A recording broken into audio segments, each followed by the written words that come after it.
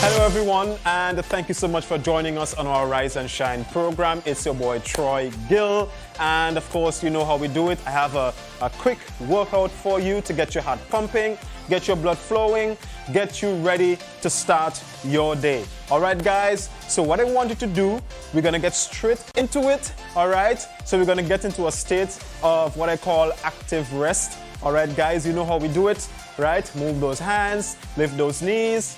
All right guys, so we want to get your blood flowing, get your heart pumping, get you ready to start your day. All right guys, so we're going to be doing some jumping jacks that is going to help to tone your arms this morning as well as your legs. All right guys, and we're going to be doing 3 variations. All right guys, I like to call them 21s. All right, so you do 7 at the bottom, 7 at the top, and 7 right through. Right, and you're gonna follow me as we go along. All right, so guys, are you ready? Make sure you have your towel nearby, make sure you have your water nearby. Remember to stay hydrated. All right guys, so you can take a sip of water in and between sets. All right guys, so we're getting warmed up. Move those hands, lift those knees. All right, so we're gonna spend a few more seconds. All right, and remember guys, exercise is important. As a matter of fact, any form of physical movement is important. All right, guys, whether it's running, whether it's walking, whether it's swimming, whether it's going to the garden, cleaning the yard, whatever it is that can fit into your schedule, according to your circumstance, make sure that you're getting some form of physical movement every single day. It's going to go a long way, guys. All right, get you on the right path to staying fit and to staying healthy. All right, guys? All right, so you guys are ready? All right, so first set, halfway up. 1, 2, 3, 4, 5, 6, 7. Woo! 1, 2, 3, 4, 5, 6, 7. All the way through. 1, 2, 3, 4, 5, 6, 7. Woo! Good job, guys. And we're going back into a state of active rest. All right, so I call these 21s because 7 times 3 is 21. All right, if my math is correct, right? So it's halfway up, right? And then halfway up to the top, and then all the way through. All right, so we're gonna do about 5 sets of this. All right, guys, so move your hands, lift those knees. This is what I call active rest, or if you want to just take a break, you can do that as well. But the reason for the active rest is so that you can burn as much calories as possible. All right, guys, so let's get into our second set. All right, ready, guys? Halfway up, let's go. 1, 2, 3, 4, 5, 6, 7. Ready, guys? Let's go. 1, 2, 3, 4, 5, 6, 7. Woo! Full range. 1, 2, 3, 4, 5, 6, 7. Woo! Good job, guys. And we back into a state of active rest. All right, and remember to drink your water in and between sets. All right, guys, and like I said, if you want to take a break, you can do so, right? You want to wipe up with the towel if you're busting a sweat, you can do that as well. All right, guys, so we're getting into our third set, guys. Third set, 3 different variations of the jumping jack, right? And this is simple yet very effective exercises that anybody can do. All right, so for those of you pros who might think this is too easy for you, then you can switch it up. If you want to do extra reps, you can do that. If you want to move it up instead of 7, you want to move it to 10 or to 15, you can do that as well. But for somebody who's just beginning, I would say that you stick within 7 reps, which is easier for you, and then you gradually move up. All right, guys? So, third set. Ready, guys? Let's go. 1, 2, 3, 4, 5, 6, 7. Woo, halfway up. 1, 2, 3, 4, 5, 6, 7. Full range. 1, 2, 3, 4, 5, 6, 7. Woo! And we back into a state of active rest. I can feel the burn. I can feel the sweat coming on. All right, guys. Hope you guys are feeling the same way. And remember, take your sips of water in and between sets. All right, guys. You guys ready for the 4th set? All right, 4th set. Hope you're following me as we go along. Hope you're not just watching, but you're actually participating. All right, guys? Right. So 4th set. You guys ready? Let's go. 1, 2, 3, 4, 5, 6, 7. Woo, halfway up. 1, 2, 3, 4, 5, 6, 7. Good job, guys. 1, full range. 2, 3, 4, 5, 6, 7. Woo! Good job, guys. If you are following, back into a state of active rest. All right, guys, getting into our 5th and final set of today's exercise. All right, guys. Woo!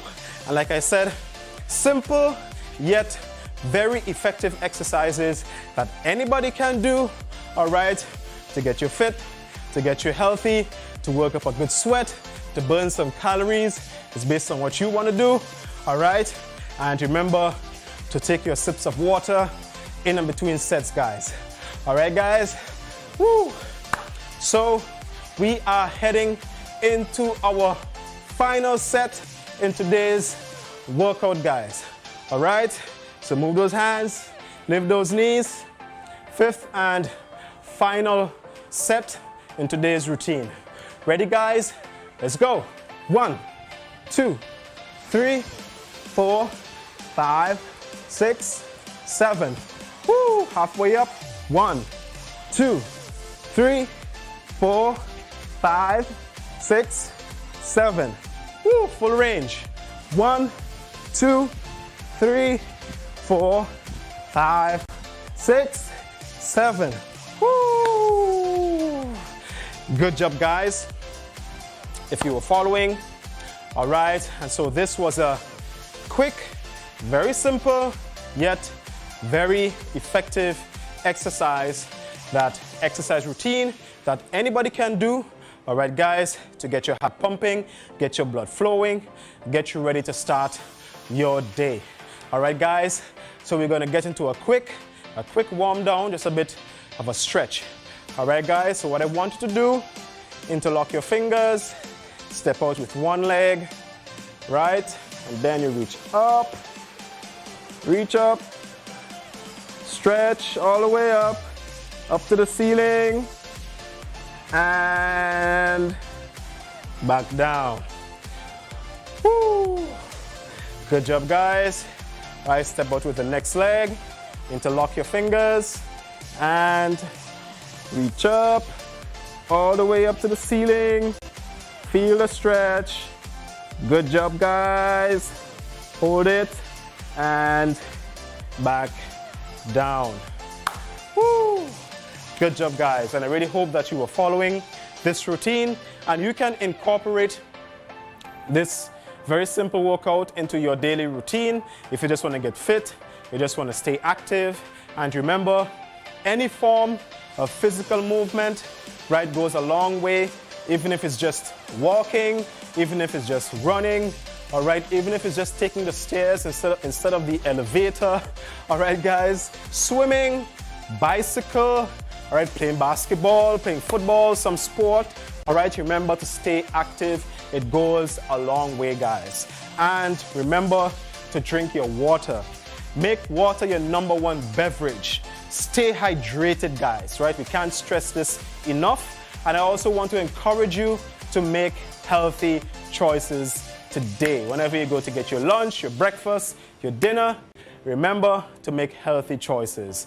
Thanks again for joining us, guys. See you again next time.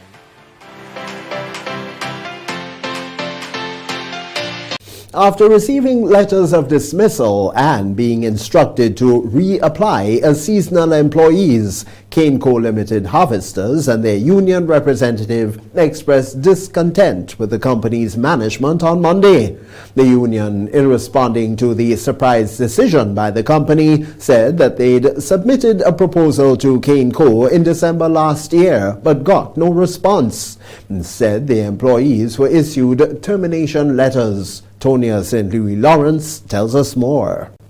We now take a loan from the credit union and look, we out our job now. We don't know how we're going to pay back the credit union. I get a job letter from the company, which means that I was a permanent worker and I could get loan from any institution. And I went in the bank and took a loan on that behalf so that I could make my life better. And now that I'm in that situation now. I don't know why they give me the job letter if they know that was going to happen. So now, how you think I would pay for that loan now? Huh? So I just wonder what is going on with this company, you know? Solidarity, unity, and one justice. Solidarity, unity, and one justice. Solidarity, unity, and one justice. Several affected harvesters of Caneco as they question the motive of the employer to release them from their duties. In December, the Bank and General Workers Union presented the company with a proposal with the hope of negotiating the terms of employment for the workers. However, that did not happen and the workers were dismissed. Field officer for the union is Jaron Griffith. Management would now need to submit a counter proposal. We'll meet on the negotiation table, work it out, and in the end or the conclusion of that negotiation would create the industrial agreement.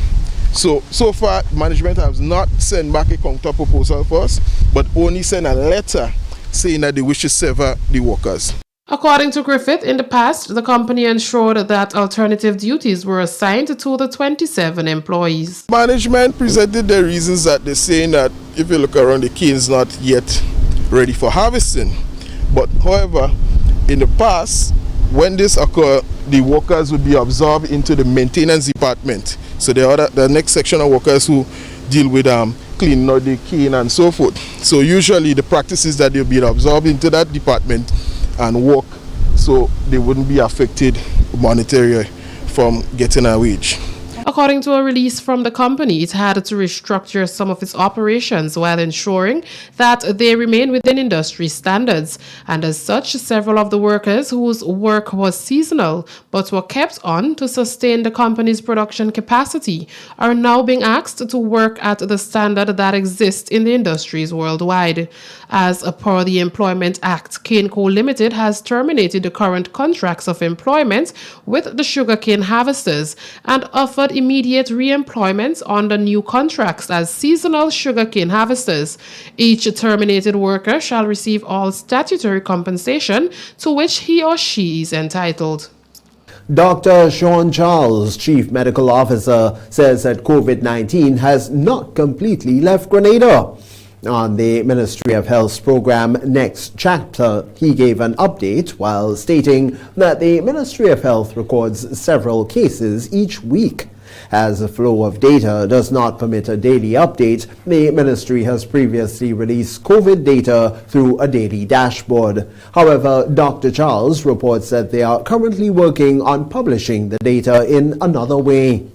So let me just say that the current average, 7-day average for Grenada right now is about 5 cases per day.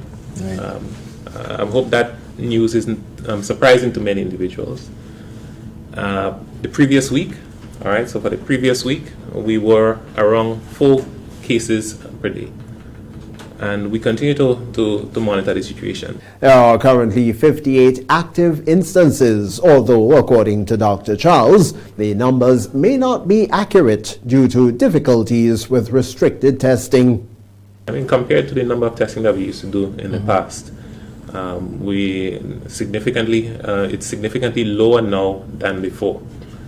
And we know that there are many individuals who, they may have flu-like symptoms and they do not get tested. Right. All right. So it is likely that this figure is not the accurate picture. It allows us to, identify any trend, whether we are going up or going down. But it is likely not the accurate picture, and it's a situation that is happening not just here in Grenada, right? Because the disease maybe not as bad as previously. Many persons are simply not coming forward. We have sufficient supplies for testing. We have sufficient test kits to test our population.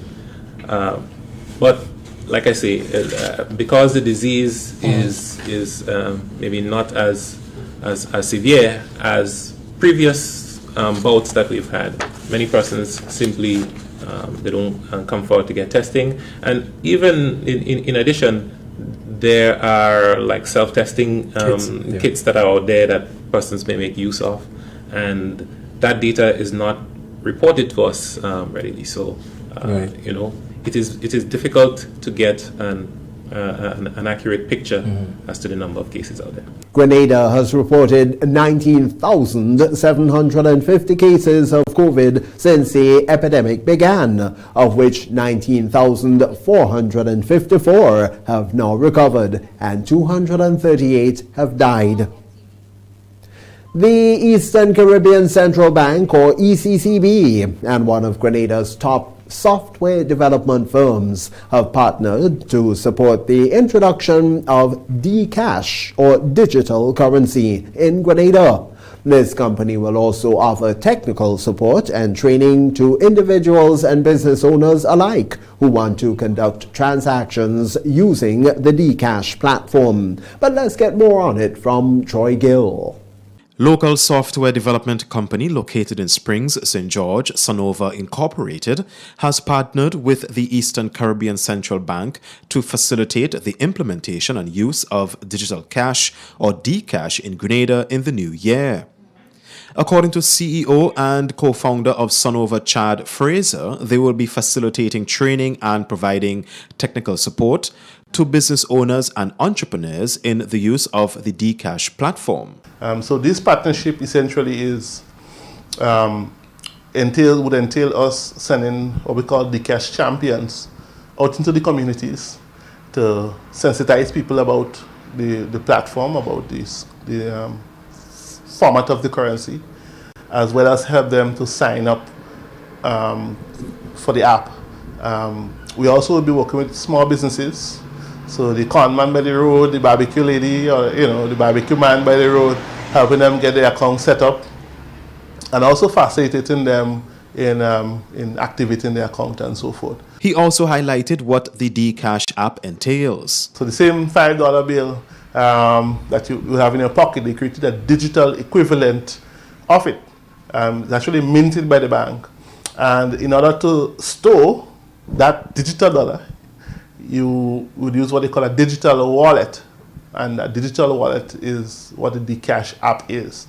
Essentially, you download the Dcash app, and it allows you to store that digital dollar, and also be able to send that dollar to anyone in your contact list, anyone who else who has the app, as well as be able to receive that digital dollar. For businesses, it allows you to do a few more things, including being able to collect payments and so forth for your services or goods. The use of physical cash provides its own challenges and drawbacks as well, Fraser said. However, with Dcash, transactions can not only be done locally, but regionally as well. Cash itself has a lot of disadvantages to it, in that it's not secure. You could literally lose $10, it drops, it falls off your pocket, somebody could pickpocket.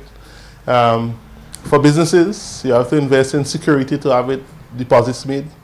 It's very tedious to manage cash. Also for regional commerce, you do business with organizations in other ECCO islands, and a lot of times it requires them wiring money to you, which can be a headache on its own.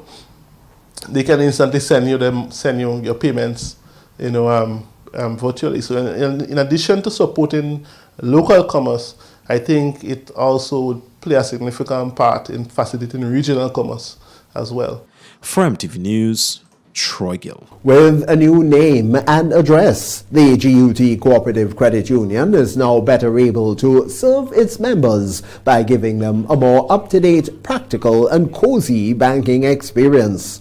The term Nexus, which means connection, inspired the new name, which honors the part the credit union has played in the lives of its founding members, as we now hear in this report.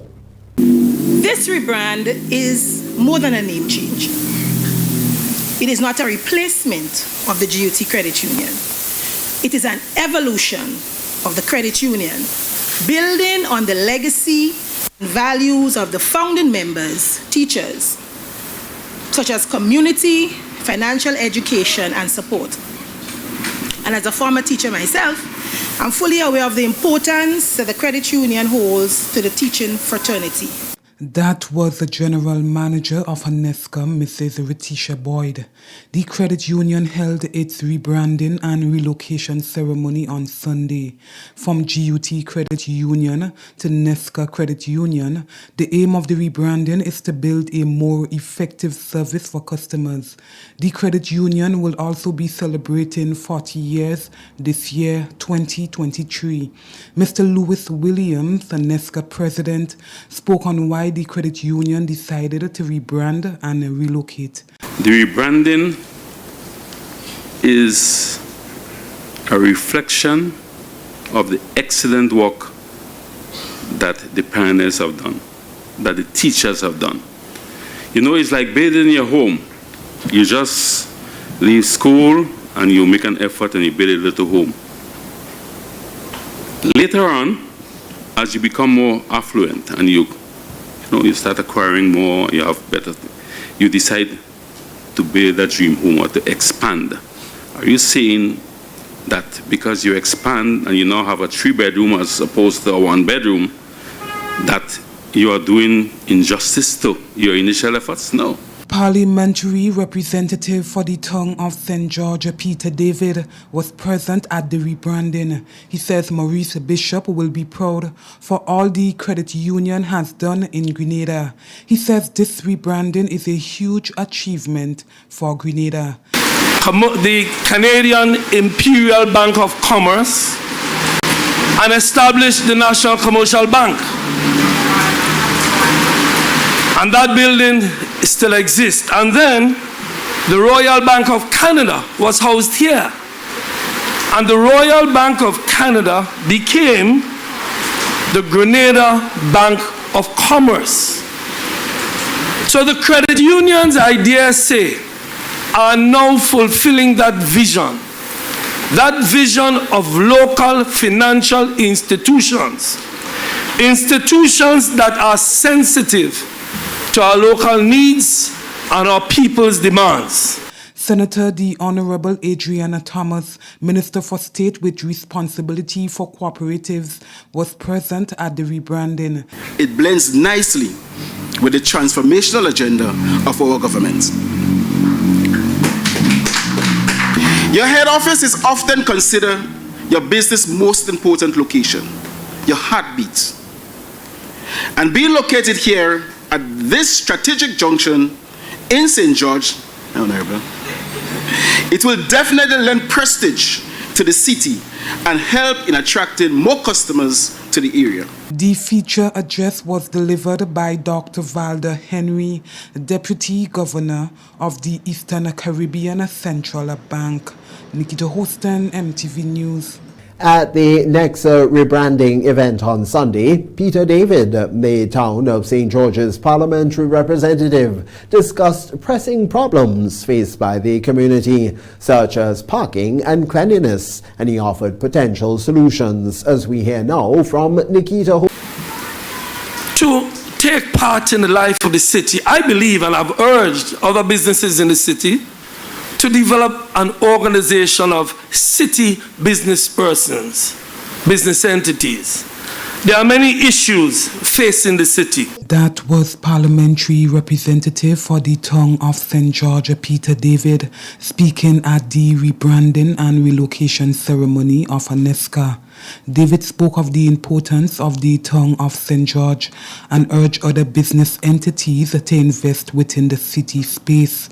David highlighted some of the major problems faced within the Tongue of St. George. I want to urge you as an institution, issues like flooding in the town of St. George. But business persons need to come together just like workers need to come together to deal with their issues. The businesses in the town of St. George should form an organization with respect to those issues. I urge you in that direction. The parliamentary representative encouraged businesses to form a movement to help solve these issues. Issues such as parking. How do we deal with the issue of parking? Many ideas. Put your ideas into the pot. Let's see how you can come together as businessmen and women in the town of St. George to assist in solving that problem. Issues such as sanitation, keeping the town clean.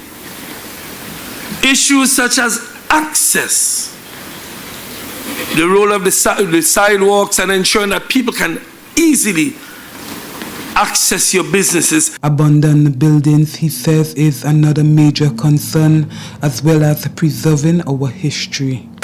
But there's another issue, that of preservation, conservation of buildings in the town of St. George. That is one that you should also lend your voice to. You should lend your voice to ensuring that in the town of St. George, we do everything to develop, but to preserve. I always say, and I'll conclude with these remarks, that there's always a tension between development and conservation. Efforts are being made to restore an abandoned fort in Telescope St. Andrew as a major historic and attraction site for both locals and visitors alike by a young man who's also known for his efforts to preserve and restore the Telescope beach and coastline. More in this report. Mike Noel, also known as Mikey, who has been a native of Telescope St. Andrew all his life and is also known for his efforts to restore the Telescope Beach area back to its former glory, is also attempting to restore a fort situated near the Telescope Quarry, overlooking the sea as a major attraction site in the big parish. MTV News took its cameras to the site on Monday and spoke with Noel, who shared a bit of history on the fort and his plans for the development of the area. At this point in time, we are at Telescope Quarry, the foot on top telescope. And the intention for here is for here to be a place that brings revenue to our country, to our community and villages as a whole. Now, my community development through the telescope area is for access to know that there is other places in Grenada that makes a difference in the livelihood for the whole of Grenada, Carriacou and Petit Martinique. This fort here stands as a monument. It was used to defend our lovely country, and that is why one of the reasons that we are living here today, because of these wonderful places. He is calling on the Ministry of Tourism and the Grenada Tourism Authority to partner with him on this venture. Here was in bush for a lot of years, dormant to a lot of citizens. The schools, children have no idea that such a place was existing in St. Andrews. And there is others, but we're focusing on the community area today, which is Telescope. And I would like very much for the government of Grenada as well as tourism to come and take active part in this wonderful piece of plateau here, or the quarry, that we could use as a national park and have tourists and other events going on up here, which will be very beneficial for the country. Noel said they have already begun restoring some of the artifacts. A couple months ago, I decided to walk through the quarry and look for some stones to fix the community work doing on the side for Grenville area telescope where the water is eating away. And strolling through the quarry, I had a chat with one of the security who told me that one of the cannons on top here go missing. So I took it on my own and hiked up here, not even knowing that the structure was so well built and powerful still. And I made some live about the cannon. So I got a group of young lads by me who is interested in what I'm doing here. We came, we cut off. While cutting, we find the second cannon. We were told by the security and those people who used to occupy it, there was a third cannon. Noel has unofficially named the trails leading in and out of the area as Telescope Scope View, and has also indicated that there is an access road to the quarry leading to the fort as well. For MTV News, Troy Gill. The Grenada Tourism Authority unveiled a new Grenada sign that represents the unique selling points of Grenada, Carriacou and Petit Martinique at the Melville Street Cruise Ship Terminal. The striking new sign located at the entrance of the Welcome Center welcomes visitors to Grenada with a bold and colorful display of the island's name in large lettering. The letters were crafted to feature intricate depictions of the island to deliver a compelling peek at what can be experienced here in Grenada. CEO of the Grenada Tourism Authority, Petra Roach, says the new sign is the latest effort by the authority to promote and brand Grenada as a premier tourist destination.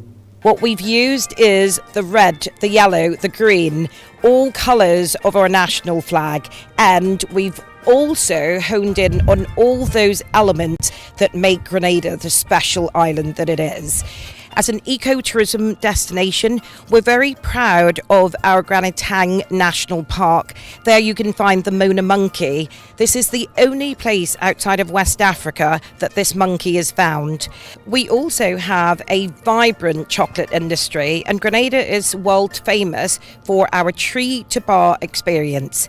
We've got photos of the rum and the sugarcane, looking at the rich colonial history, looking at where we're going with some of the top 4 distilleries in the world currently, and rum that is making its way certainly on the world stage.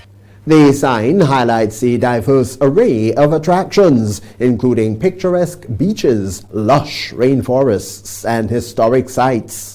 We've got the wonderful turtles and dolphins, a tribute to our marine life and the fact that lots of people come here for snorkeling and for diving. We then move on to N with the nutmeg, and absolutely Grenada is known as the Isle of Spice, and we are certainly one of the top producers on the world stage for nutmeg. We then move on to the nautical niche. Grenada is a premier yachting and sailing destination because of our accessibility, world-class marinas, and the wealth of safe and protected anchorages here. We've also chosen to highlight the flora of the island. Bougainvillea is our national flower. Over the years, we've also been privileged enough to win several accolades at the Chelsea Flower Show, including 13 gold medals. And then the culture of the island with our Spice Mass celebrations in the second weekend of August every year. The tourism officials are confident that the new sign will serve as a powerful symbol and a perfect representation of Grenada's unique selling points, and will inspire more visitors to explore every facet of the Tri-Island state. Organizers of the Spice Island Billfish Tournament Committee officially engaged skippers, sponsors, and the international angling community in a briefing on Monday. This ahead of the 2023 Republic Bank Grenada Limited Tournament, which gets underway from the 24th to the 27th of this month, January. Nicholas George is the committee's president. We have most of the boats on the dock here at GYC already and across at Port Louis. We're looking forward to a fantastic year. We're hoping to have good numbers in terms of both boats and anglers. We're looking forward to some good numbers as well in terms of junior anglers and lady anglers. But everything seems to be going well. Our prize giving ceremony will be on Friday evening, and that's where we present all the prizes for the event. Today is just simply a case of registration. The skipper's briefing begins at 6:30 this evening, and that's where we state all the rules and regulations for the event, as well as just giving any particulars that the anglers may need to carry out the 3 days of competition properly. We're very excited. It boils down to us being ready for this for over a year. We prepare as soon as the event finishes. This is possibly the largest sports fishing tournament in the Southern Caribbean, so we have to put in a lot of work to get this going. So special thanks to the committee once more for putting in that work over the course of the last few months.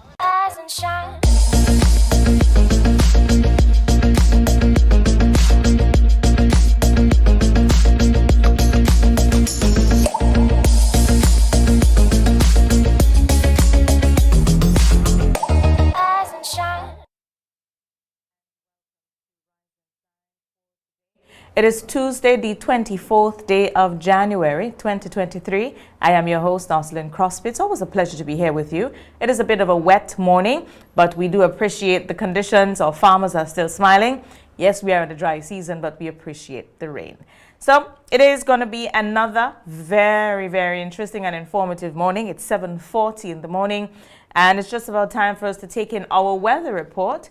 Let us go over to the Met Office when we hear what's happening with the weather. We're not quite ready yet, but we need to share with you what's happening with the weather.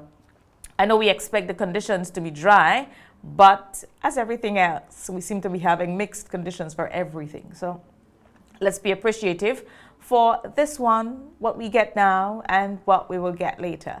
Yes, just know how well we can manage it. And I think that's important as to what we do. So I do believe we have them online. So let's go over now to the Met Office for today's weather forecast. Good morning.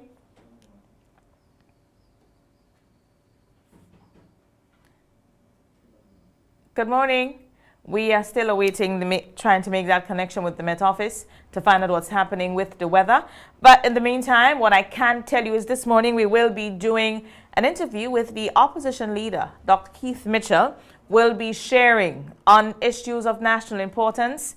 Also, some brief updates on, and I know it's something that everyone wants to know about, the leadership of the country, how it is the succession of the party, the New National Party, and also just an overview of what happened, his evaluation of the last election's performance of the party. So it is expected to be an interesting conversation. So I invite all our listeners in the diaspora, those here at home that follow us every day, that tune in.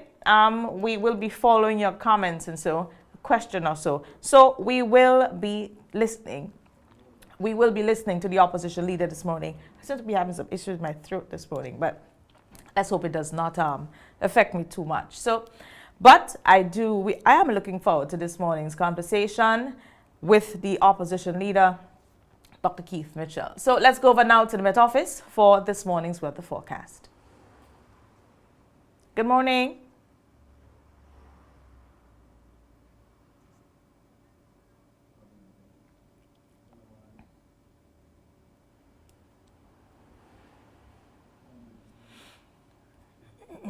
We seem to be having a challenge with that. So let's go over now to today's word of the day from our student of the morning. And let's hear what today's word is before we get on into the other parts of the program. So let's take in today's word. Reconcile. R-E-C-O-N-C-I-L-E. Reconcile means to bring into agreement or harmony. Now, I will give you the word in a sentence. There were many things about him she couldn't reconcile. That's the word of the day. And it is important that we do some reconciliation every now and then. Yes, it helps us as a person. Remember, reconciliation is not for the other person, but it helps you as an individual. Yeah. For today's emergency tip of the day, we often hear the criticism, something happened, and everybody's wondering why it is that we are not helping and starting to video. Our emergency tip of the day, the 3 C's of an emergency. So, spread the facts, not your germs. So, get vaccinated. Stay home if you're sick. Wash your hands frequently. Cover coughs, sneezes. Avoid touching your nose, mouth, and eyes. And remember, it is flu season. So this one is quite an important one. Get vaccinated if you have not. Remember, we still have vaccines available. Stay at home if you are sick. And the school is also encouraging parents to leave the children home if they are exhibiting flu-like symptoms. Wash hands frequently. Cover coughs and sneezes. And avoid touching your nose, mouth, and eyes. So that's the emergency tip for today. But I want to also add to this too, In the event that you are out and about and something happened, the 3 C's of emergency: check, call, and care. Yes? Check, call, and care. And that's our emergency tip for today. So what we're going to do now, we will take a quick break. And when we come back, we get on into our discussion with the opposition leader, Dr. Keith Mitchell.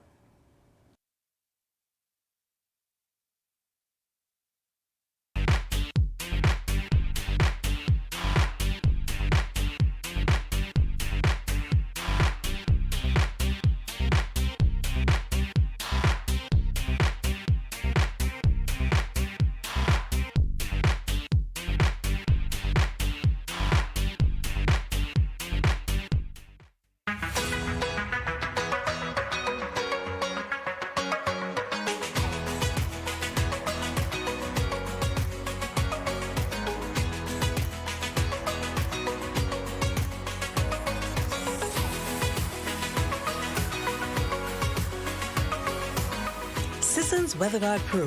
For every project, there's only one Pro.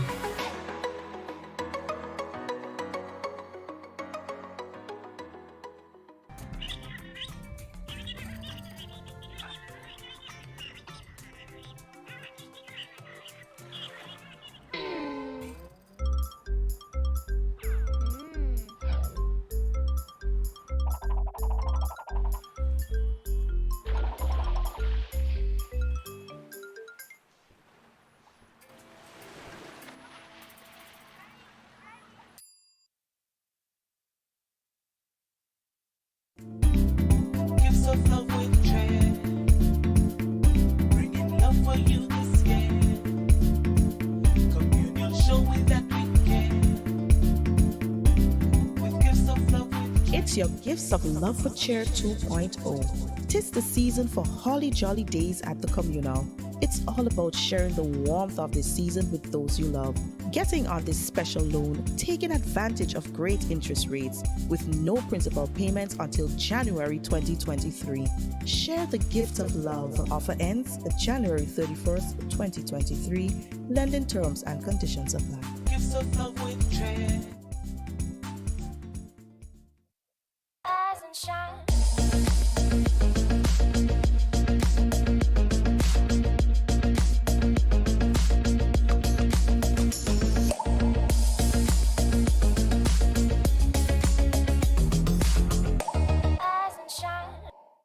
Welcome back. Thank you so much for joining us. It is now 7:47 in the morning. And as I indicated before we went on the break, now we are getting into our interview with the opposition leader, Dr. the Right Honorable Keith Mitchell, this morning. And it is a pleasure to have this conversation.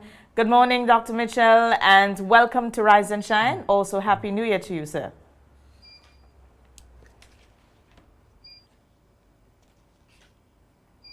I don't think we are hearing, or he's hearing us. Good morning, Azin. You hearing me? Yes, I am hearing you now. Good morning Azin, to you, sir. You hearing me? Thank you so much for being here with us. Also, Happy New Year to you and your team. Azin? Yes, I am Hello? hearing you, but I think you're not here. Are you hearing me now? I'm hearing you, but are you hearing me? Yes, I am hearing you. Right. Okay, good. Well, I'm set. Okay, so now I am hearing you. So, Doc, it is... I'm hearing you clearly. I trust you are hearing me also clearly? Okay. You're muting your mic, huh? Yes, I am hearing you. Okay, great. So, Doc, opposition leader, the last time I believe, no, we have not spoken on Rise and Shine since, but you are now serving in the position of the opposition leader. I want us to first start off with the... All right, so I'm still to unmute and start speaking. Unmute myself and start speaking. We seem to be having a bit of a glitch here. I hope it's corrected now. Doc, I wanted to let us start off with the outcome of the elections. Our longest serving state speaker election. I remember I remember when I not spoke to you. in a live program. It was election day when you spoke, after you voted. And it was one of the comments that just at me when you spoke then. And I remember you saying, I think we're going to lose a seat or two, but Yes. I think we should be able to pull it off. Yes. It was a certain comment from you for me. Let's speak about the election in general, the outcome and your assessment. Well, good morning, and of course, Alvin, good morning to your listeners through the length and breadth of this country. I'm smiling because I lost track of what happened during that particular period. So I don't remember any of the comments I made then, I have to be honest with you, because I felt completely different. I felt completely different from my present feelings, you know. And so now the election results were certainly a shock in many respects. If I said anything else, I would be not honest with myself. I think even the winning party expressed shock too that they won. So I think it was a shock to a lot of people. So it was clearly the people spoke. And as a serious Democrat, whenever I accept it with humility, and we have won many times, and whenever we have lost, I have accepted with a clear understanding that's the choice of the people. I don't necessarily have to agree with it, but that's the choice, and I accept it accordingly. So I accepted the results, and you recall then I did call the incumbent government leader, and I'm wishing the best. You know what happened afterwards when he indicated that I called him and he didn't call me, which was an unfortunate statement and not a very good way to start off in governing and leading. But that's his choice, not mine. And as I said over and over, anything I can do, this is my country. I made a lot of sacrifice in coming here to get involved in the politics at a personal level. And the country, in my view, comes first. Whatever is good for Grenada has to be good for us. So I put country first before party and any personal interest anyone will have. So this is my country, and I want the best. So therefore, the success of the government, if it succeeds, that means the country succeeds. So I have no difficulty at all if the government performs well. But when it doesn't perform well, and when it does not implement a particular policy well in the interest of the country, then I have a responsibility. And not just because I'm the present leader of the opposition, but as a citizen of the country. And in fact, I want to make it clear, I said to my colleagues, whenever I'm out of this politics, my voice would not be shut. I would certainly express myself, whether the NMP is in office or any other party. I feel as a person who has led this country for 23 years, I have a fundamental responsibility to express my views on issues that I find very important in informing those who are governing and also the country as a whole. I may not always be right because no one's perfect, but I think that I owe to the country that my views on specific issues which can lift the country as a whole. So that the election is done. A new government in place is over 7 going to 8 months now, and therefore they have to take responsibility for what happens in the country. But you know something, it is significant that when I listen to the government side, I'm talking post-election now, everything that does not go right for them, they blame the previous government. But everything that goes good for them, that is the government before started and implemented, they're taking credit for all of our programs. Every major project, they're taking credit. You can't have your cake and eat it. So you have to take responsibility. This is almost 8 months in government. And if there were weakness, like you would have had, the government that I led was not a perfect government.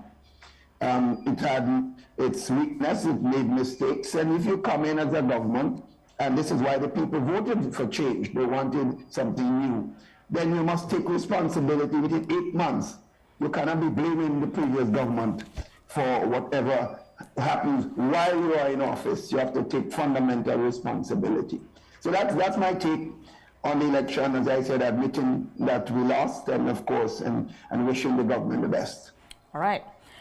With that introductory part, that introductory comment from you, I think now it... Oslin, are you hearing me? Yes, I am hearing you. Are you hearing me? I am hearing you clear. Are you hearing me now? I am hearing you. I'm hearing you now, but a while ago there was a gap in communication. I'm hearing you now. Wonderful. So I was saying that with that comment, that introductory comment, now we can get on to... Gone silent again. So all right, there must be some problem on your side. I think it is a problem on my end. Because Yes, even if I'm mute, you should hear me. But okay, let's see how we work through this. Without the feedback. I'm hearing you now. Okay, wonderful. With those introductory comments from you, let's get on to discussing issues of national importance. Sure. And I want to start off with that of the deduction of the $150. We know that have been making the rounds. A number of people have been calling on the radio programs and so. And I know you also called on one of the programs speaking to it. We hear comments though from some people making that call that it was a temporary measure, relief measure during COVID. Was that the case during your reign? Evelyn, every measure of government you could consider it temporary. A budget is a temporary thing. It's a budget for a particular year. So the new budget may change, modify, increase, or reduce any specific activity. So that's not a very smart comment by those who are attempting to defend what has taken place. The fact is, the government then, recognizing the pain of the people, increased by $150 to a person's and the seed program. Clearly, at the end of the year, and we budgeted for a year, at the end of the year, the government, if we were elected in June 2022, we would have looked at the situation facing the country and continue the increase as we had. In fact, the present situation that's facing the country, I don't think anyone would want to disagree with that position. It's far worse than it was in June 2022. So if there was a need to increase it then, it makes sense there must be a need to increase it. And in fact, the government should not be taking out the 150. If anything else, they should have increased it, maybe by another $50 per person household or $100. It depends on, of course, the circumstances. So there can be no excuse. In fact, I am shocked.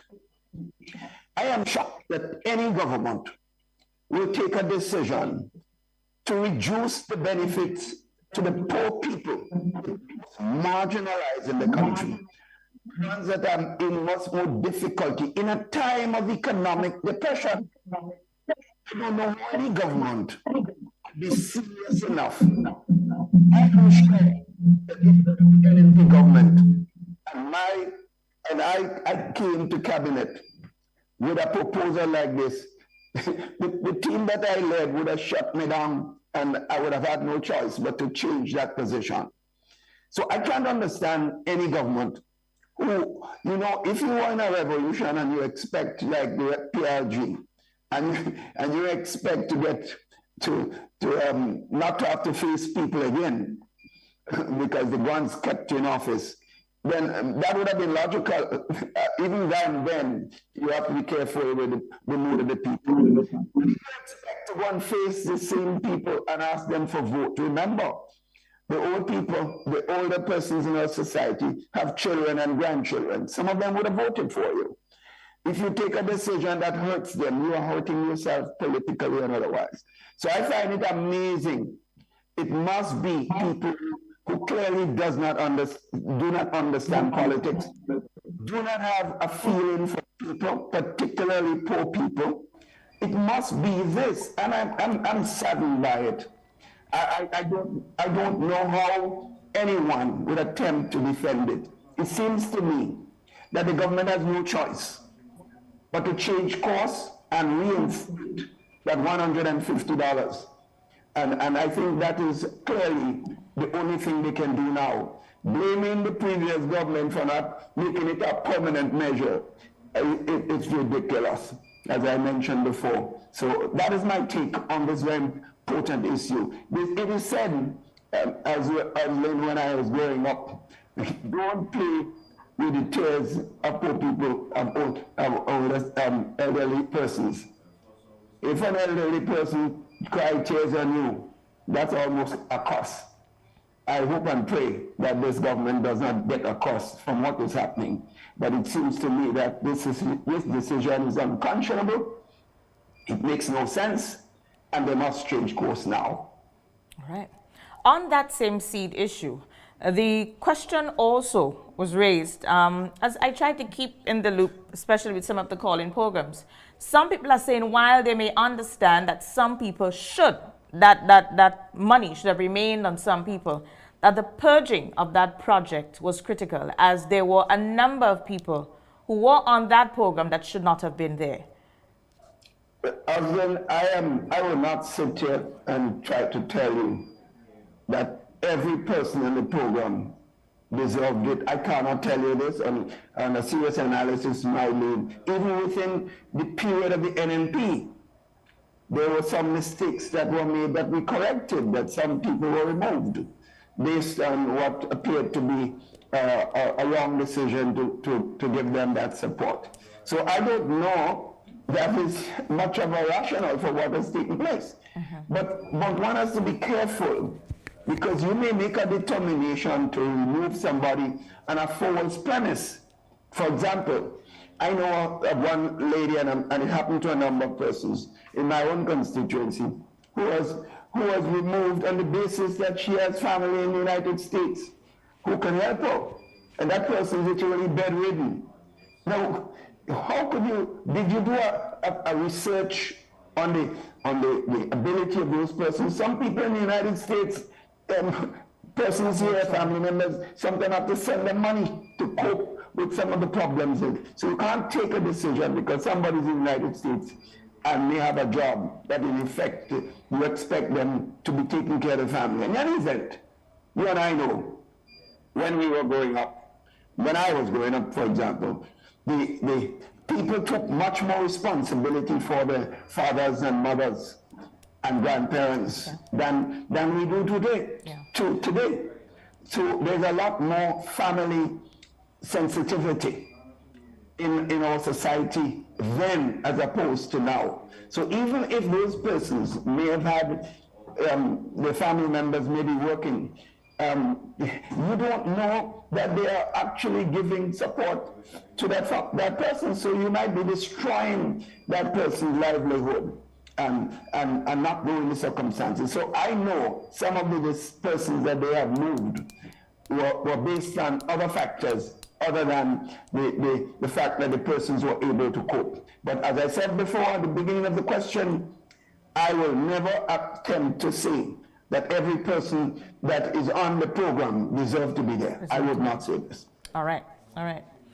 Moving now to another national project. The word now on the street is that the Western Main Road project, a project that started during the tenure of the New National Party government, that the government of the day, we have lost the funding for this, the UK CERT funding for that project.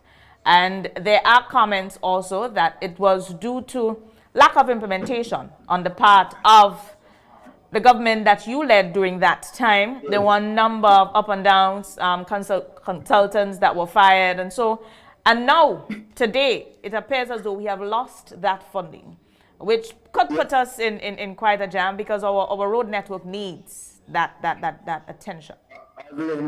As I said before, when you're on the job, expect that there are certain things you may have to improve.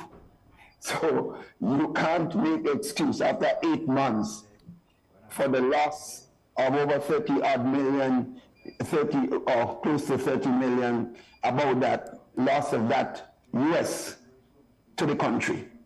That's a fundamental weakness. But I'm not shocked, because that is the methodology of this present government. Incompetent, inexperienced, talking before they know something, mouth open, word jump out. This is from the top to the bottom. This has been happening.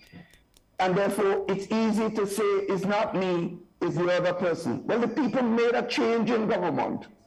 So take responsibility. You should have gone in there if you had an experienced team with you. Assess what is happening and make adjustment. When we got into government in 2013, there were a lot of mistakes made by the former NDC government. You didn't hear us complaining and complaining about what was done wrong. And even if we did, it doesn't necessarily mean that we are right. And the same here today.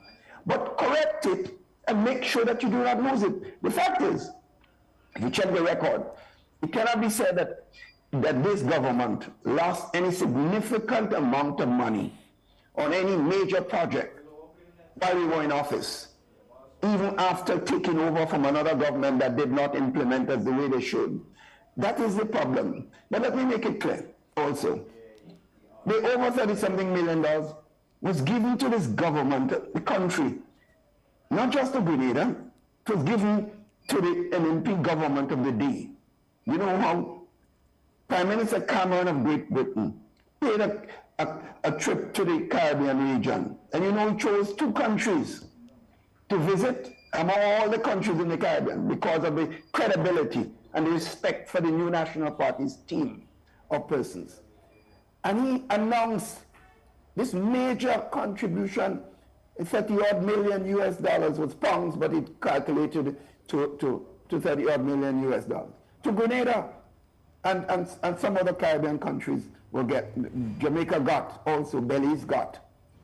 So it was because of the NNP's credibility. They got it. It was not the previous government. It was the NNP government. Yes, some people may have not performed the task because in an open bidding process, consultants went, and in an open project, remember, in a project of this nature, you can't choose your own people. This has to be open regional bidding. And the consultants were chosen not because they were Grenadians, they were chosen by the team at the Ministry of Finance, then the public servant, based on the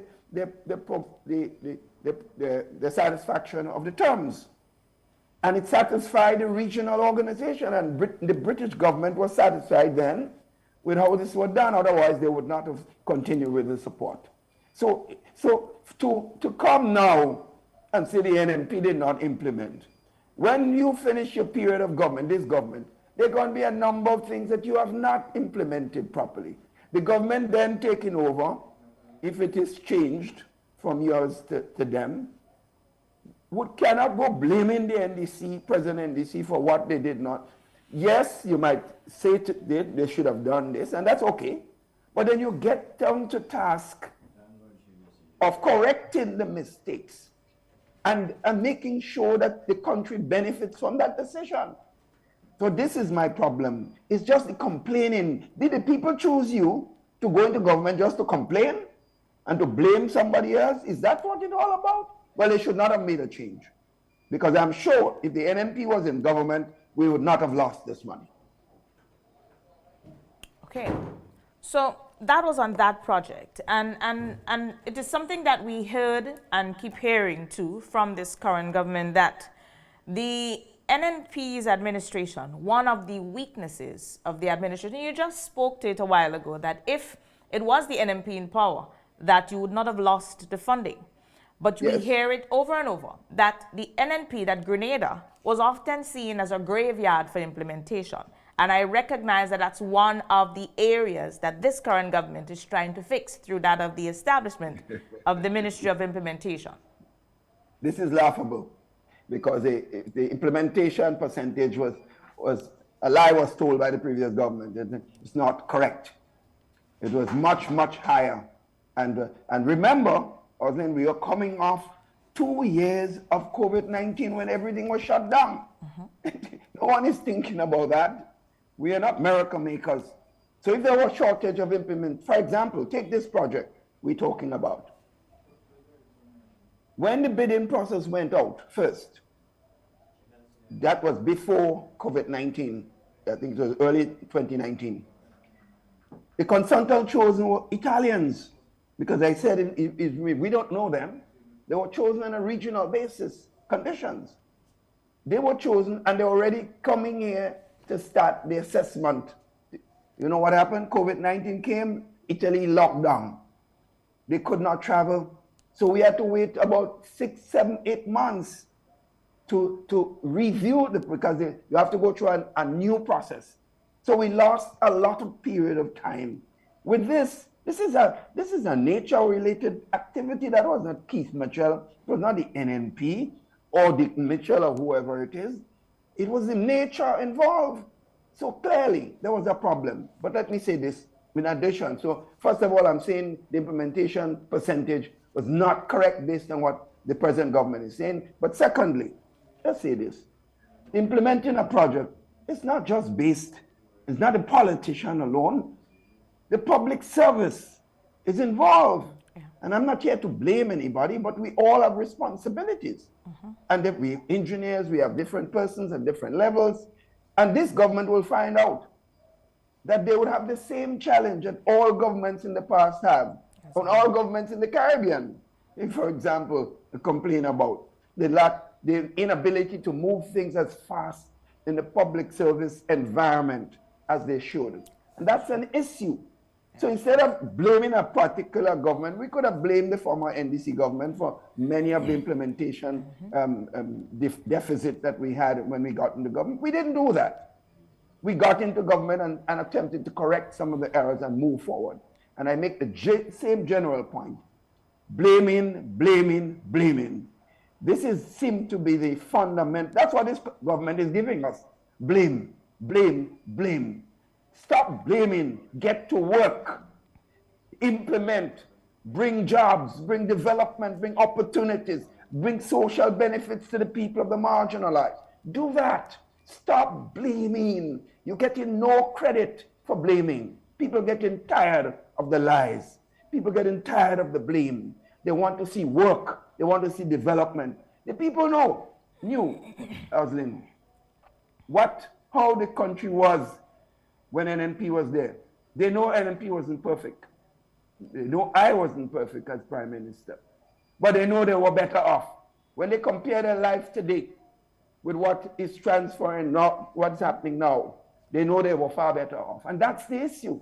So this government needs to stop blaming. If they hope to last in government, they better get down to changing the course of action and the language and start to work, start to deliver, stop blaming. Because blaming will not get you one vote. There's a comment you made at the ending of your statement there about everybody being involved in the process, and that of the public servants or public service plays a critical part in the delivery on any part of any government. Do you think it's time for public service reform? We have always had public service reform. Remember, we have had millions of dollars over the years. The former NDC government, we had two NDC governments before. They were involved in attempting to reform the public service. There was some level of reform done, and we did some. We received monies from the international community to grant money to reform. That's how DPA came in. The whole concept of having a Department of Public Administration, that didn't exist before. Things have improved, because if people remember what it was 20 years ago, but it's still not what we want.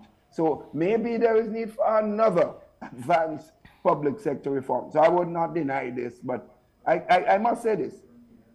The public service, you have some excellent public servants who have done more than their fair share of duty.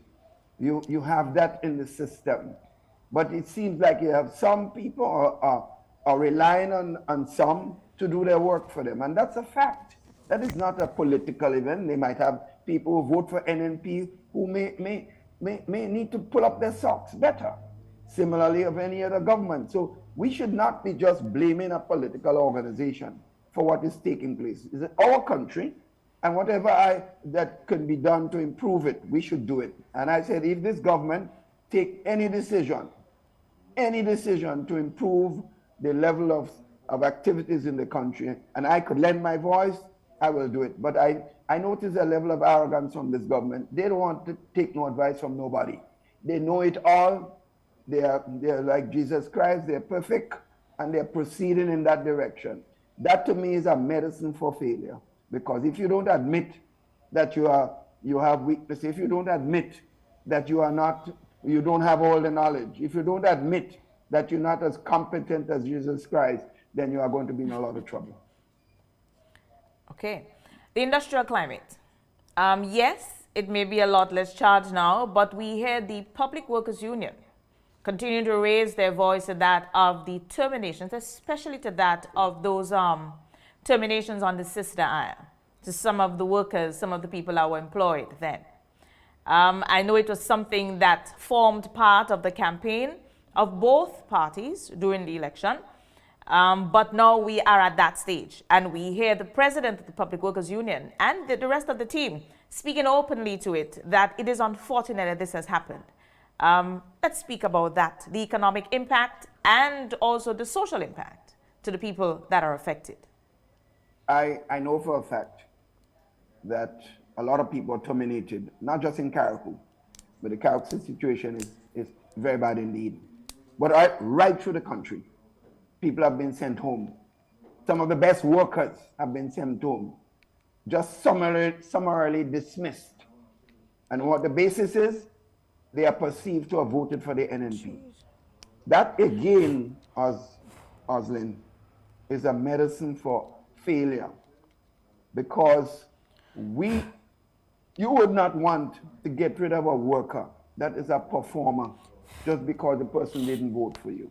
It makes no sense. I've always cautioned my team when this happens in our government. I took strong stand against it, because I believe that people have a right to their own political views. People have a right to vote for the party of their choice. And in any event, if you're a smart politician, somebody vote against you today may not vote against you tomorrow. Somebody who vote for you now may not vote for you next time. So you need to continue to show empathy. You need to continue to give people a chance to perform and to do the work that they have. But unfortunately, this government is on a wrong track. I feel sorry for all the ordinary people that have been victimized. It seems to me the only thing NDC can be defined at the present NDC in 8 months is victimization and lack of empathy. That is how it seems they're being defined as. I can't say every member of the cabinet is like this, because I talked to a couple of persons and I don't necessarily think they all mean the same way, but those who are in charge of policy and making decisions, clearly they're showing lack of empathy, lack of understanding what the role of a politician should be, and they're making serious political mistakes which will work against them in the long run. Okay. Doc, the Kewana Beach Resort matter, I know it is still in the courts, started during the NNP's tenure. And yesterday, I believe there was a statement out in the media on it, that the former proprietor is saying that, the former investor is saying that because of how bad things were then, that people appeared to a bit more hopeful that hopefully might have moved forward. But he's saying that because of what happened then, that he does not see that happening in future. What do you hope will be the likely outcome of this matter for Grenada? Let's face it, the head of the person in charge of that organization, he came to Grenada, we accepted him, and so on. And he can't say that we did not facilitate this serious project. He can't say, in fact, up to late before the dispute, there appeared to be an excellent relationship. It's when he wanted us to do things against what is best for the country. That is when hell broke loose. And I'm saying those who want to go in bed with persons who want to destroy, who want to be selfish to get what they want for themselves and put the country last, they would not have Keith Mitchell on their side. They would not have the NNP on their side. So I'm simply saying, so the attack on the NNP and talking how bad things were. What the bad things were, and you are here happy, providing this help, getting all the support. Your project reached a certain stages. Monies were come from the project sometimes appear to have been used outside of the country, not necessarily in the country. That appears that from information that we have. No, can't we understand that the government has a responsibility first to protect the people of this country? I can't understand this, but that is the state of affairs of what happens. And I stand clear that yes, if this government defends the suit against the country properly and not allow others to use them, then the country will be in better shape. But I cannot tell the present government, the people made a change and they have a right to make the decision. But stop blaming the New National Party. Blame yourself for what is taking place in the country at this time. All right. If we are going to discuss issues of national importance, I think we know that we will be talking for the entire day. But I want us to get on to something that's raising a rising scourge that I'm hoping that we can denounce here this morning, in that of the rise of violence in our schools by parents and other stakeholders in our community. As the opposition leader, once the country is in disarray, either way, government will be affected because it can affect us. If our youths are in turmoil, then so to our future. And I want to hear your views on it this morning. Parents, we are no longer allowing the system to take care of our children or to discipline our children. We know that's an important part of the education process. We no longer seem to be allowing that to happen, but instead we want to dictate what happens, and in the meantime assaulting our educators, and that is so wrong. Well, Oslin, clearly the point you made is of concern to every well-meaning Grenadian. It's a major problem facing the country, what is taking place in our schools, and the present atmosphere is not what we want to see, and therefore we need all stakeholders and parents, the different organizations involved in attempting to look at the solutions, how we go forward. Because in that is not just, remember, the children come from the society. We have a breakdown in order in this country, which is of course reflected in our school system. I see things happening in the country today. People are doing all kinds of things on the road, and there don't seem to be any serious penalty for those activities. I see all sorts of things happening. People are doing what they want, and it seems to me there is a bigger problem: the lack of leadership, the lack of guidance. And I'm not blaming an individual. I'm talking about just leadership doesn't come from government alone. All of us are involved. And I think there's some fundamental problem which all of us will have to live with.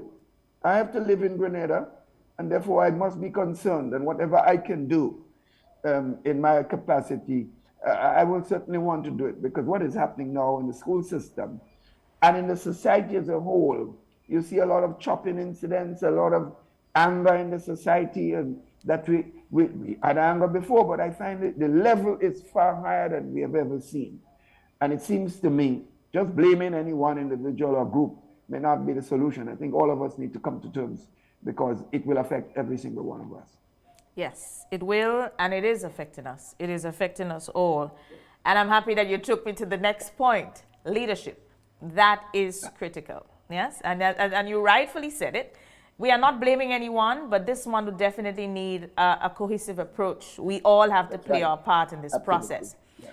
And I know the question, everybody's wondering, what's happening with the New National Party leadership? Succession, we have been speaking about it for quite a while. You have been sharing about it every time you speak in the public domain. Leadership of the party, and where do we go from here? Will Keith Mitchell be around for the next 10 years? Will we be seeing a new leader emerging? What can we expect? Yeah, Keith Mitchell will not be around for the next 10 years in leadership. That is clear. I hope to be alive, but not me alone control this. The Almighty control that too. So clearly, that's an issue of concern, and the NNP is alive and well. There are the suggestion of the question of change in leadership, and whatever that happens, they must be done with a serious plan of action. And of course, the process. There are some who seem to be hasty, want it now. I don't know what is the haste. You have a leader who has been tried and tested over the years. He wasn't perfect. There needs to be some change in that area. It's based on what I have indicated. There's no change in that position. But I will not support any attempt to have a hasty change and just anoint somebody. There is no one that should be anointed. That is a process. I heard it said that I've earned my right to lead. I don't know anybody has earned the right. The right to lead has to be based on the people. So let's be very clear. I smile when I hear this.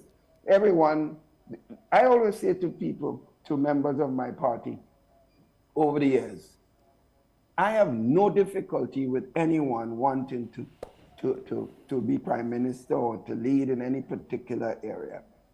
I don't. In fact, to me, if you do not want to reach the office of the prime minister, I think you may not be the best minister, because it seems to me ambition has to be part of life.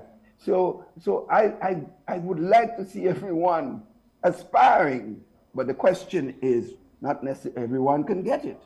And the process for which to reach that position has to be clearly understood by the party as a whole. And remember, we have a constitution that we have to be living by, and the executive of the party, that's the executive chosen at a convention, and those who are in parliament are in fact the persons that will be making such a decision. And I will not support any attempt to go against that fundamental principle. Yes, I believe the party is alive and well. I think the people are looking towards the new national party right now to give them hope, and we certainly will be doing a lot more. You hearing me, the first 6 months of the government time, I said little or nothing. The first presentation I made was at the parliament, because I believe any new institution requires time to get its feet on the ground. But after 7-8 months, I have decided that I will be speaking out on issues like I'm doing now, and other members of the party. You will find the NNP far more aggressive in terms of the national issues in the country than it was for the first 6 months of this government, the present government time. So now we have no problem with leadership. That will emerge in the right time and in the right way. No one, not Keith Mitchell, not anybody else, will just dictate and impose themselves on the party of the new national party. There was a process. There was a process before when I became leader, and there is going to be a process now. Okay, all right. So, Doc, as you spoke to that there, that of the leadership and the Constitution, some people, the word on the ground is that they are grumbling. So the pillars of the house is shaking. Is that the case among your team? Well, I don't know how they find out the pillars of the house. I don't find it. I'm inside the house and I don't feel the shaking. I don't feel any shaking. You see, those on the outside who don't know what's happening are feeling the house shaking. I don't know how you could be outside and still feel the shaking of the house. When an earthquake is on us, it's those inside that feel the brunt of the problem. So I don't think these are self-made statements for a particular purpose. But that will not move us. NNP had its challenges before when we moved from one leader to another. We did it, and the NNP continued to move forward. Even while we were in government, we had challenges. There were differences of opinion on where we go. But we met these challenges, and look at the present government in office. For 3 years, in fact, one pollster told me 2 years ago, 2 years before this last election, does the NDC exist? Because when the poll was done, you couldn't see. field the NDC in any serious constituency. That was a fact. The numbers look very bad. 2 years later, they won the election. So there are periods. NDC went through some traumatic periods, and we never felt that the house was shaking. That was their responsibility. Their heart wasn't shaking. That was their responsibility to solve their problems. The NNP will solve its issues of leadership going forward. But as I mentioned before, the process, no one, let me repeat, no one will try to force themselves on the leadership of the NNP. It will be a process, and who emerge will then get the support after the process is determined, and we go forward. We go forward together, and that is my own position, and I don't care who is saying what. The fact is, I'm very clear, and the party is very clear. The elected members are very clear as to what we go forward in moving the party forward. All right, okay. Doc, we're just about out of time, but before we wrap up, you are at the stage where we can speak to that of legacy. You are the longest serving politician on Ireland, also Prime Minister. And as you told me a while ago, the next 10 years, Keith Mitchell would not be in leadership, but he hopes to be alive. And of course, it speaks to then, the journey will then speak to what you leave behind, your legacy. And I think that it is a fitting time to speak to you on legacy. Yes, I am satisfied that I gave my service, and I've been giving my service to the country. As I said before, when I made the decision to come home and I gave up lucrative opportunity, financial opportunity in the United States. Not one member of my family supported me. They thought I was a madman. And you could remember then, Grenada was in chaos. There were no settled government, there was no settled political organization. So I was coming in chaos. So it couldn't be said that I was coming looking for something. I was coming to help build something. And this is precisely what we did. So I'm satisfied that I related in the last budget some of the major achievements that I was part of, not me alone. The team performed it and so on. And I'm satisfied that I laid some landmarks. I helped to lay some landmarks which my legacy would certainly speak to. But of course, I wasn't perfect. There's some decisions that I made, I wish I didn't make them. And there's some statements I made, I wish I did not make them. So I hope the pundits, when it's analyzing my whole legacy, would sympathize with those weaknesses and look towards the achievements that those areas in which I was a very serious participant as far as the country services are concerned. So I'm at peace, Oslin, with myself. I'm happy the people have decided to tell me to rest, and I have taken that opportunity. When I go around now, people tell me, you look so nice. And so one lady told me one day I was walking, and she said, Doc, you look so nice. Your face looks so bright. You look relaxed. You know something? You should have left politics before. I can't forget that statement, because I think there was somebody who cared deeply about me and watched me physically and otherwise. So I'm at peace, Oslin, and I hope and pray that the country, we see a change in attitude being displayed by those who lead in the country at this time, so that they will get the support of the people and stop doing what they're doing. You know, I make this point. The Prime Minister, I told him that he needs to be careful, talk less. He talks too much and talks on issues sometimes that he doesn't know what he's talking about. Unfortunately, that's his choice. I can't, in fact, if I get the impression if I say anything to the former present government, if I say run, they're going to stand up. If I say stand up, they will run. But that's their choice. Because this issue with the Polish ambassador, telling about $290,000 US in a cabinet decision, and implying that those in government then, that I led, stole $140,000 US by putting it in constituency when he should go to the treasury. It was a call false, back? May I call absolute back? lie. And in fact, I thought the Prime Minister should have corrected this and apologized to the country and to the cabinet then. But he's too big to do so. That's his choice. And there are other statements being consistently made by others about projects and NMP responsibility. Just blame, blame, blame, while they raise the salary by $2,000 and cutting the benefits to poor people. You raise your salary by $2,000 a man and put it in an area that you don't have to pay tax on it. But cutting $150,000 from a poor man who might be lying on a bed with nobody to, has to buy Pampers, he has to buy food, he has to do this, he has to pay electricity, because the electricity bill continue to increase, and you'll see more increases coming. So I'm saying, let us stop all these things. Let us work together. But working together does not mean going and lying in bed with somebody. Let's work together on issues that we can continue to build our country. I am ready. I'm willing to be there to any decision to help the country move forward. But I would not be a part of anything playing games with the country and the people. All right. Okay. Thank you so much, Dr. Mitchell. It was a pleasure speaking with you. Our conversation went longer than, but I do believe that we have heard a lot from you.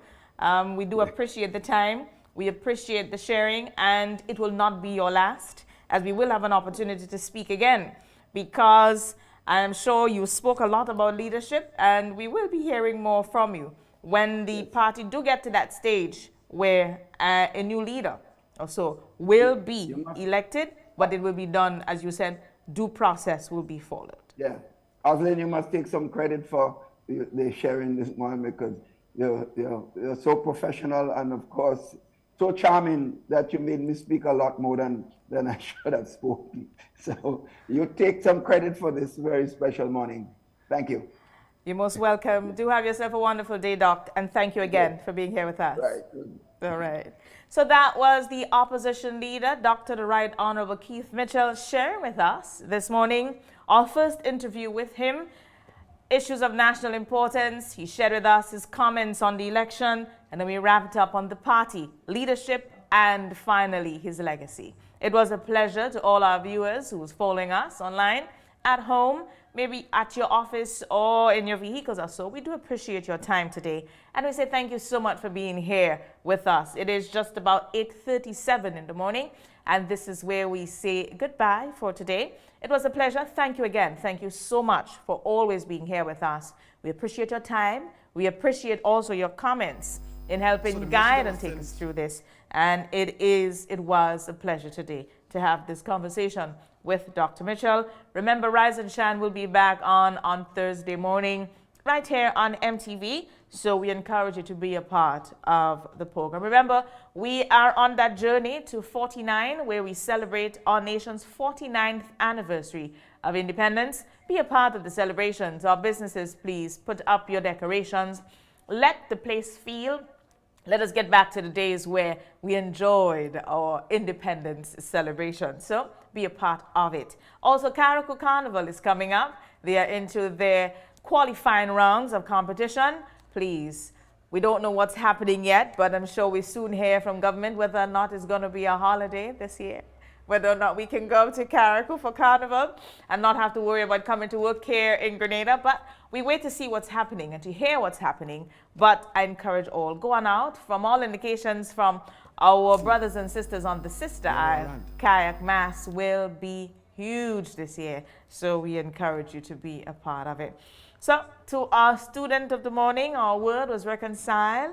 Thank you so much to the student from the First Choice Junior School, and also our tip, our emergency tip of the day. Remember, we are into the flu season. A number of our little ones are coming down with it. Please, if they do have the symptoms and you recognize it's overwhelming, maybe if it's still mild, you can give them a mask. But the schools are encouraging, the Ministry of Education is encouraging parents to please leave them at home so that they don't have an opportunity to spread it throughout the school's population. We know what the cold is, very contagious. And remember, we are not entirely out of the woods.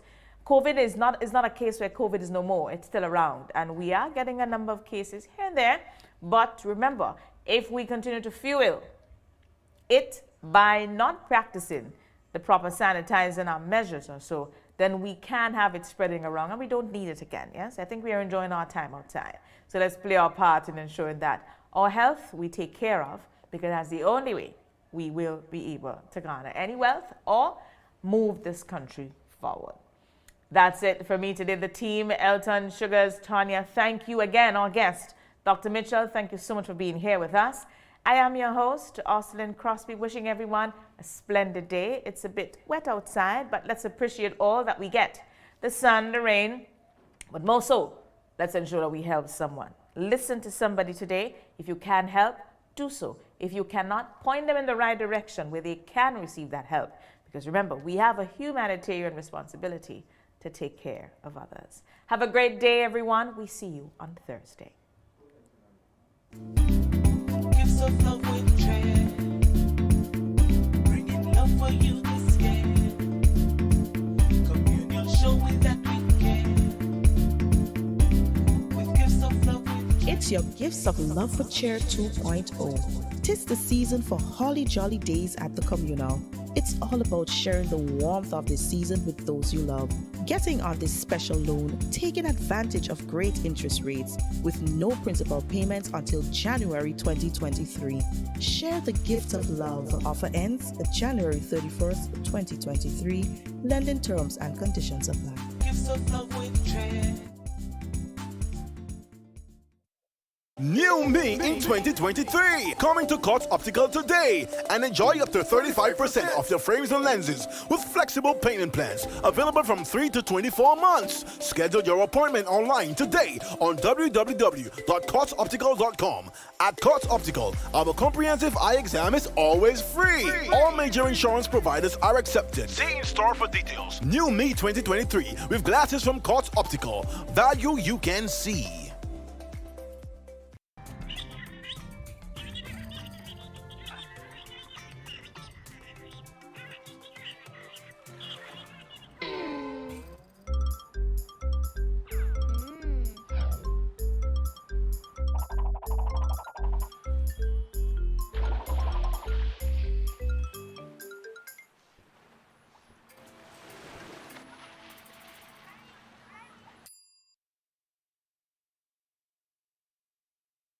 Shine.